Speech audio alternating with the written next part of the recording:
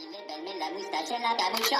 Casito patanilo, mira tacatiquipuletica. Casito patanilo, mira tacatiquipuletica. Casito patanilo, mira tacatiquipuletica. Casito patanilo, mira tacatiquitacatica. Casito patanilo, mira tacatiquipuletica. Casito patanilo, mira tacatiquipuletica. Casito patanilo, mira tacatiquipuletica. Sani levarme la moustache en la capucha. What's going on? This is your man John Fortune, your host of the Frustrated Fan Sports Show. And today, I know I'm coming to y'all a little late, but today is my keys to the game. And to be quite honest, y'all, I only have one key to this game.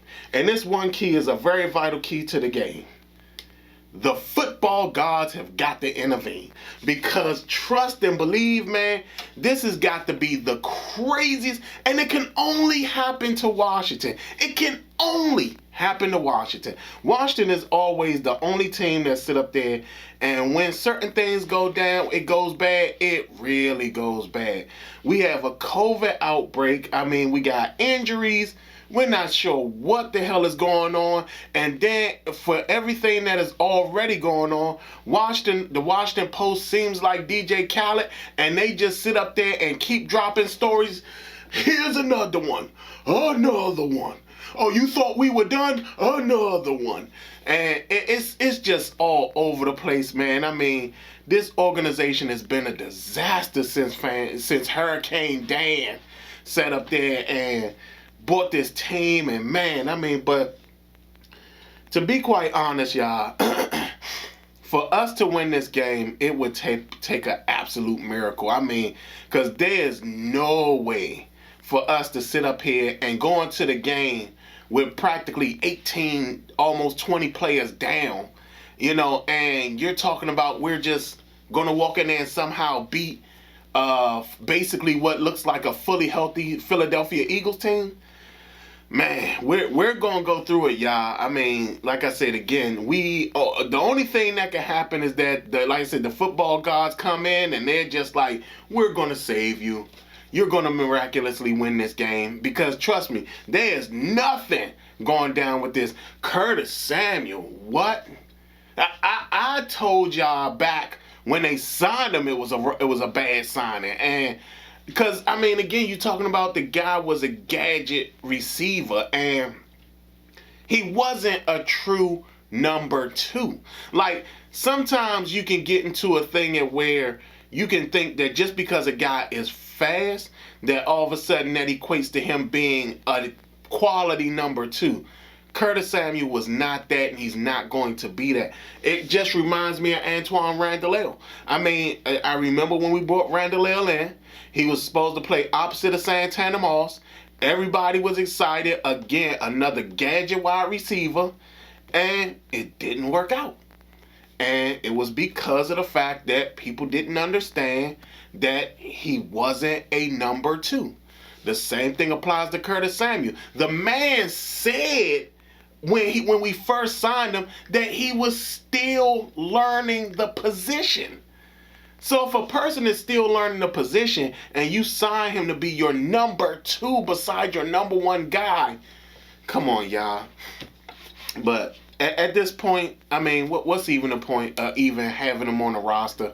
I mean, because, hell, everybody else is sick now. I mean, everybody else got some type of crazy illness, so I don't know. Next thing is the fact that with Washington having this outbreak like it is, I would not be surprised if we're the first team to get penalized for that rule that they said that they were going to enact, where it's like if the game is forfeited, then all of a sudden that would count as a loss against us. Even though, don't get me wrong, I wouldn't mind, but still. Like, Washington has a history of being penalized, being the first team always penalized by some type of new rule. Due to the fact of just because it's Washington. I mean, you're talking about the Rudy rule was set up because of Hurricane Dan's poor hiring practices. Everybody forget that. That's why the Rooney rule was in place.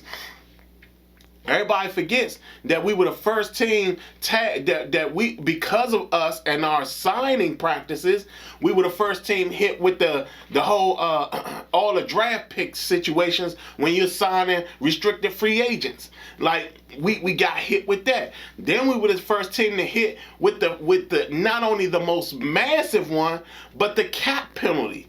I mean, every time you turn around, we're always the first team hit with some type of new rules, some type of new adjustment. Hell, I remember, I don't know if a lot of y'all remember, but back in, I think it was, might have been 2004 or 5, and Washington was hit with the first ever penalty where it was like barking out the other team's cadence or something like that. Some type of crazy penalty that it was that we had never heard of this penalty before.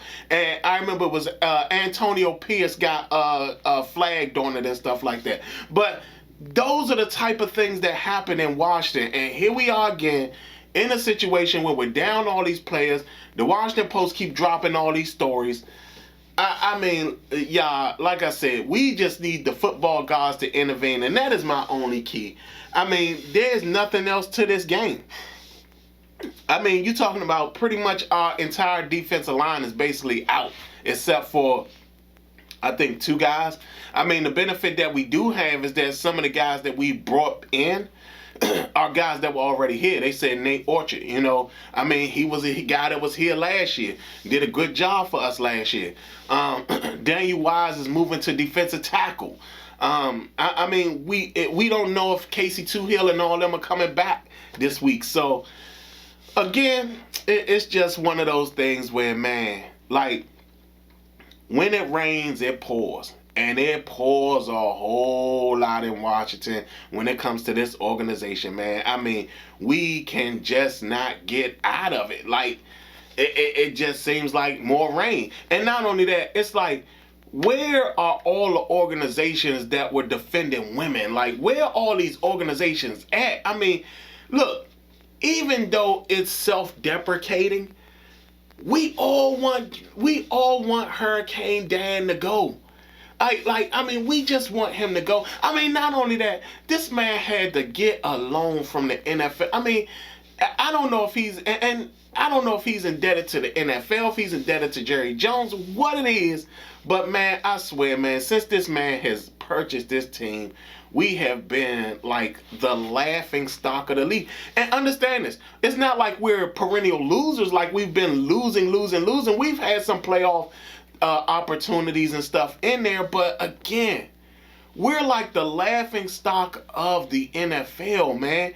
And it just boggles my mind that we go through this. But yeah, I don't know. I don't know where we're going to go at this point. I don't know where we're going to eventually get to a point at where we're not concerned about the franchise and where it's going and all that type of stuff. But I'm going to tell you, y'all, this is a very, very tough one, y'all, because, I mean, I of course, I'm going to bring you guys the game afterwards, but more than likely, it'll be like, did we, it's either going to be, did we not know we were going to lose this game, or the football gods have definitely intervened, and yes, we found a way to win when we were down all these players.